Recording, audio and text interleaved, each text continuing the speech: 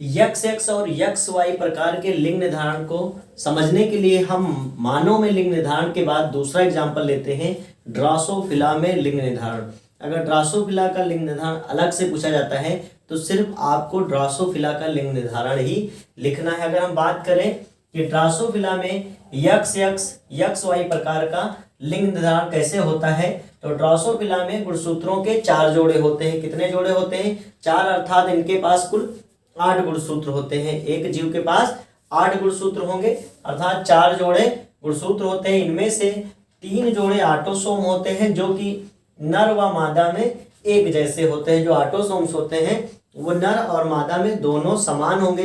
तो ये कितने हैं? 3 जोड़ी, अर्थात 6 गुणसूत्र इधर के 6 गुणसूत्र इधर के एक समान हो गए, ये ऑटोसोम्स हो गए।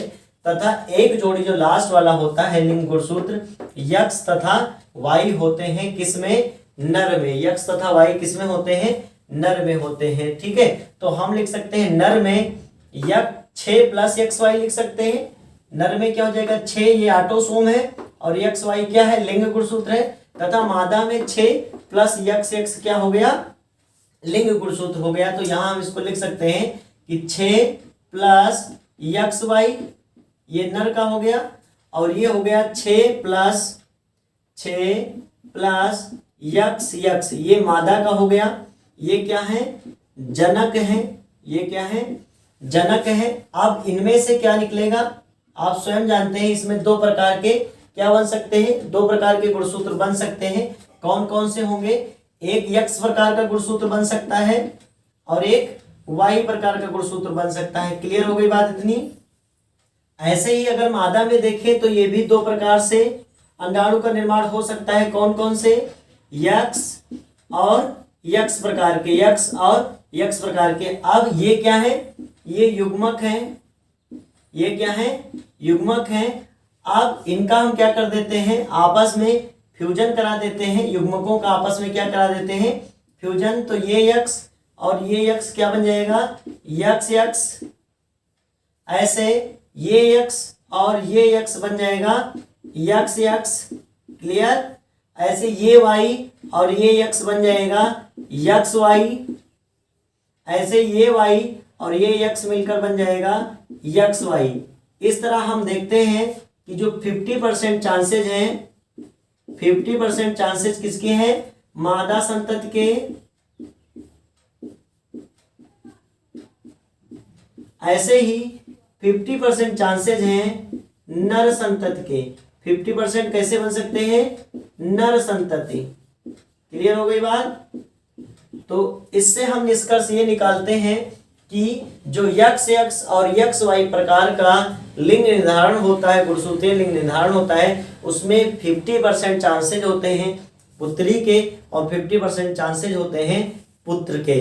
अब हम जो दूसरा एग्जाम्पल लेते हैं, दूसरा प्रकार लेते हैं, ये हमने पहला प्रकार पढ़ा है ए, हमने हेडिंग डलवाया था ए, जिसमें पहला हमने पढ़ा था मनुष्य में यक्स एक्स यक्स वाई प्रकार का लिंग निर्धारण।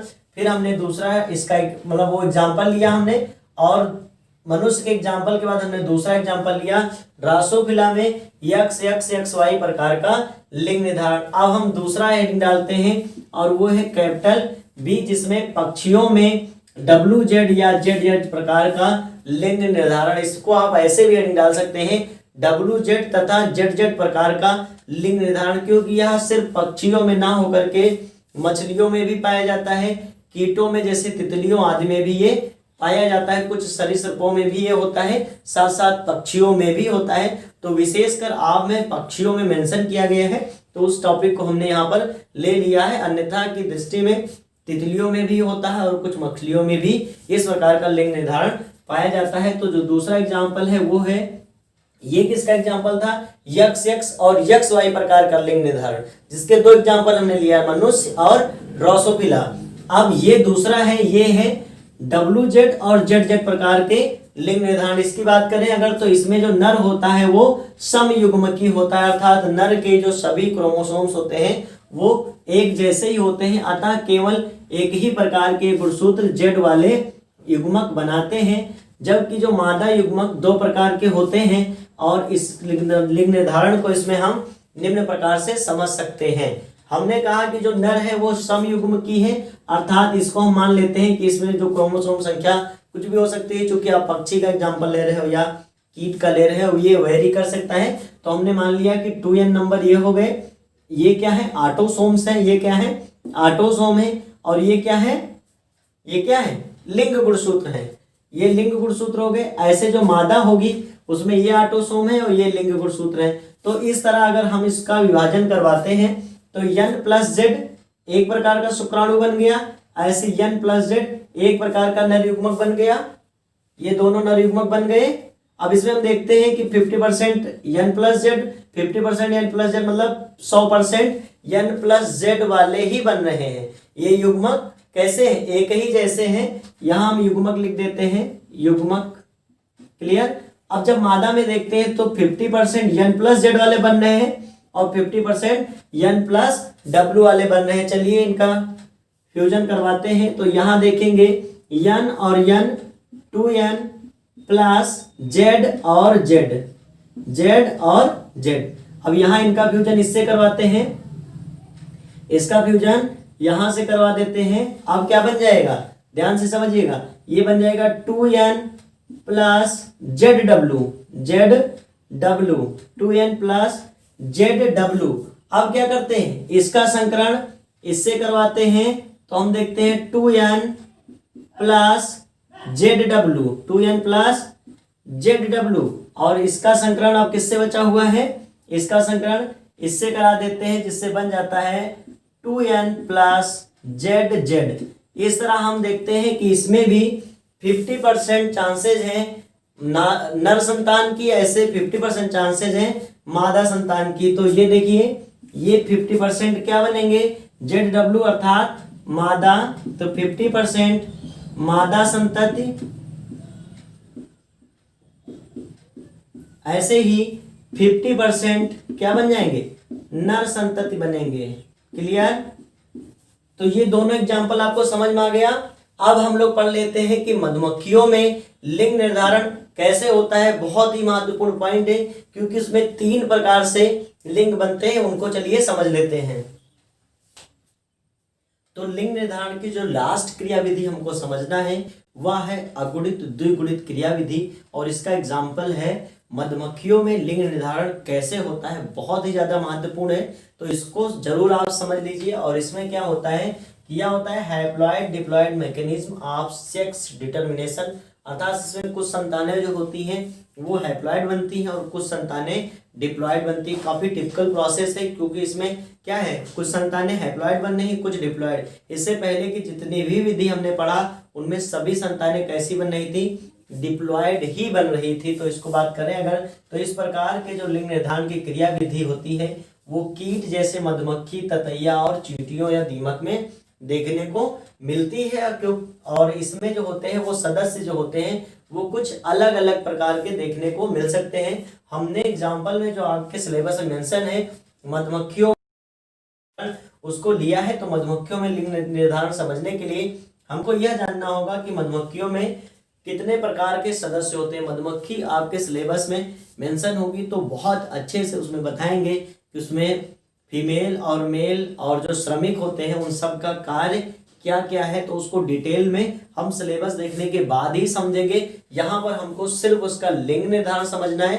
तो हम बता सकते हैं कि जो मधुमक्खी होते हैं, यानी मधुमक्खी के एक छत्ते में 3 प्रकार के सदस्य पाए जाते हैं। सबसे पहली जो सदस्य होती है वो समझ लीजिए पूरे छत्ते की मालकिन होती है, वो होती है रानी मक्खी। और रानी मक्खी का कार्य होता है अंडे देना, और ये फर्टाइल फीमेल होती है।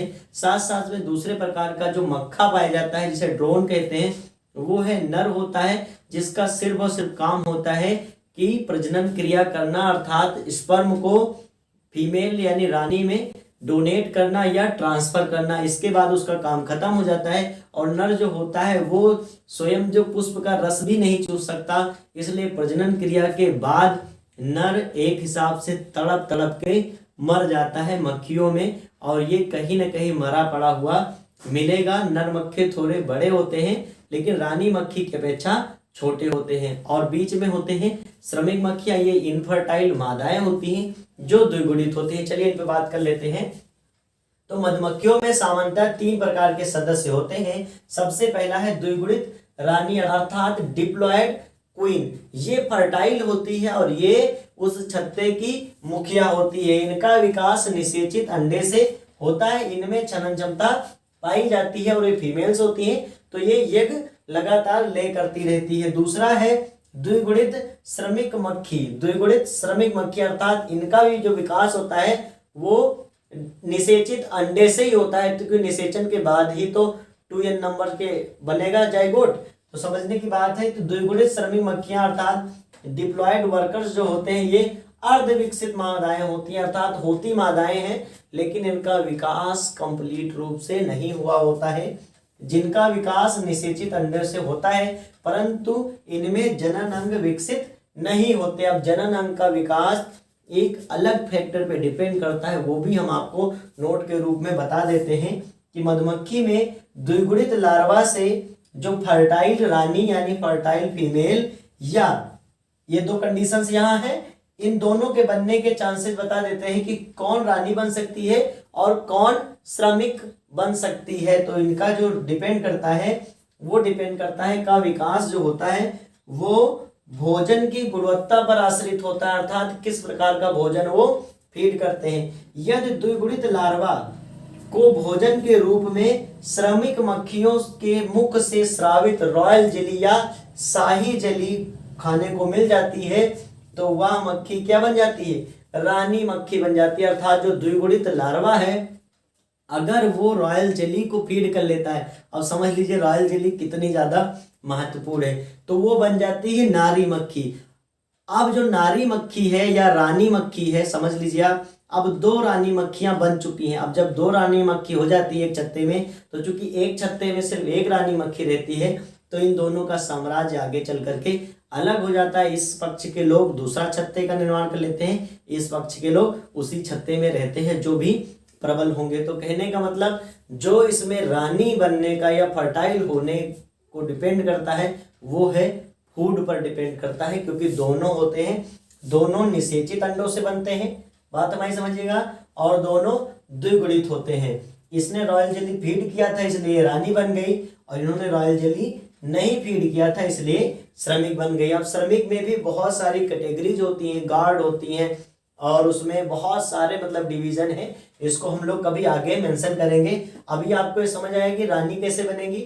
अब बात करते हैं अगला जो तीसरे प्रकार का सदस्य है वो है अगुणित नर या ड्रोन। ये हैप्लॉयड होते हैं, हैप्लॉयड मेल या इनको ड्रोन्स भी बोला जाता है। थोड़े बड़े होते हैं साइज में, श्रमिक से थोड़े ये बड़े होते हैं और इनमें जनन क्षमता सक्रिय होती है। ये शुक्राणु का निर्माण कर सकते हैं, क्योंकि अब होता क्या है इनके साथ अन्याय भी होता है। सबसे पहले जब तक रानी प्रजनन नहीं करती है श्रमिक मक्खियां इनको खूब ज्यादा भोजन कराती है ताकि ये तगड़े तंदुरुस्त हो जाए। जैसे ही प्रजनन हो जाता है उनको छत्ते में वापस घुसने तक नहीं देती, इसके बाद बेचारे वो तड़प तड़प के मर जाते हैं। तो इनका विकास अनिषेचित अंडे से होता है, अनिषेचित अंडे से।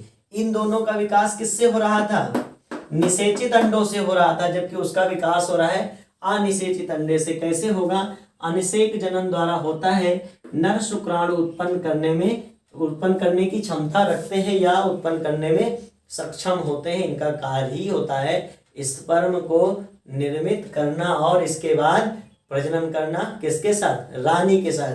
ये जो होती है श्रमिक मक्खियां ये प्रजनन क्रिया नहीं करती, प्रजनन क्रिया सिर्फ करती है जो डिप्लॉयड क्वीन है या द्विगुणित रानी और अगुणित नर के बीच ही प्रजनन क्रिया होती है। इन वर्कर्स का सिर्फ और सिर्फ काम होता है सेवा करना, उसमें लगातार वर्क करना और शहद इकट्ठा करना, छत्ते का निर्माण करना, लार्वा को देखना, अंडे को देखना, ये सब काम इनका होता है। और इस प्रकार का जो विकास होता है इसको कहते हैं अर्हिनोटोकी कहा जाता है। अर्थात जो अगुणित अंडे हैं उनसे जो निर्माण हो रहा है अनिषेक जनन द्वारा, उस प्रकार के विकास को कहा जाता है अर्हिनोटोकी कहा जाता है।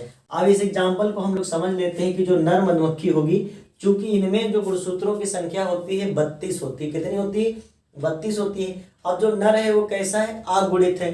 तो जो अगुणित नर होता है, नर मक्खी होती है, उसमें कितने गुणसूत्र होंगे, 16। ये कैसा होता है, यन नंबर है, क्लियर। और जो मादा मक्खी होती है वो कैसी होती है, द्विगुणित होती है, अर्थात ये 2n होती है। तो इसमें गुणसूत्रों की संख्या कितनी होगी, 32 होगी। अब इसमें होता है समसूत्री विभाजन। कैसा विभाजन, समसूत्री विभाजन, समसूत्री विभाजन। समसूत्री विभाजन के फलस्वरूप ये उत्पन्न करते हैं शुक्राणुओं का उत्पन्न करते हैं ये शुक्राणु। तो शुक्राणुओं में गुणसूत्रों की संख्या कितनी होगी, 16 ही होगी। जबकि जो फीमेल होती है वो अर्धसूत्री विभाजन करती है। कैसा विभाजन करती है, अर्धसूत्री विभाजन।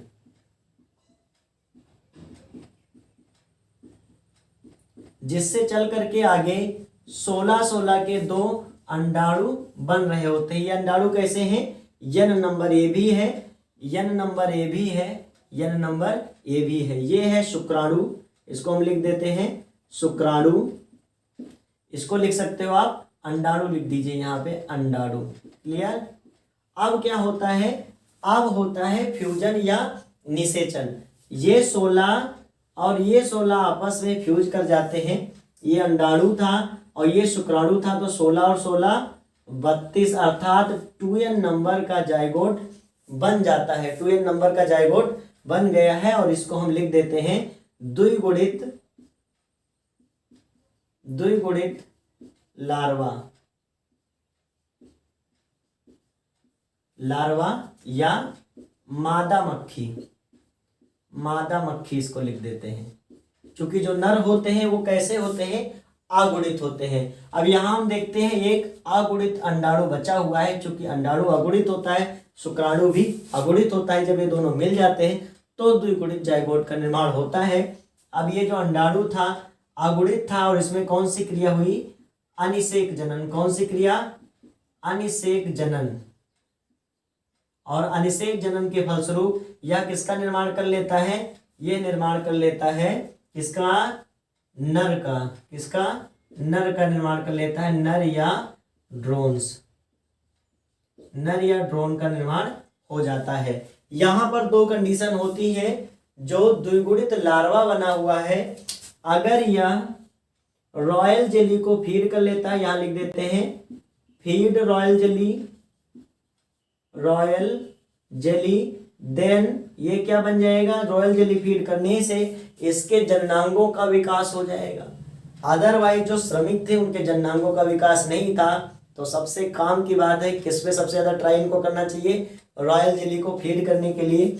अगर इसने रॉयल जेली फीड कर लिया है तो ये क्या बन जाएगी, क्वीन बन जाएगी। इसको लिख देते हैं फर्टाइल, फर्टाइल क्वीन।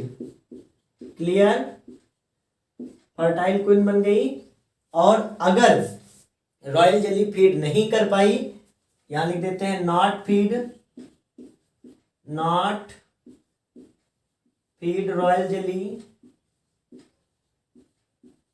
देन ये किसमें कन्वर्ट हो जाएगी, तब इसके जननांगों का विकास नहीं होगा और ये बन जाएगी इनफर्टाइल फीमेल वर्कर। क्या बन जाएगी, इनफर्टाइल फीमेल वर्कर। ये बन जाएगी इनफर्टाइल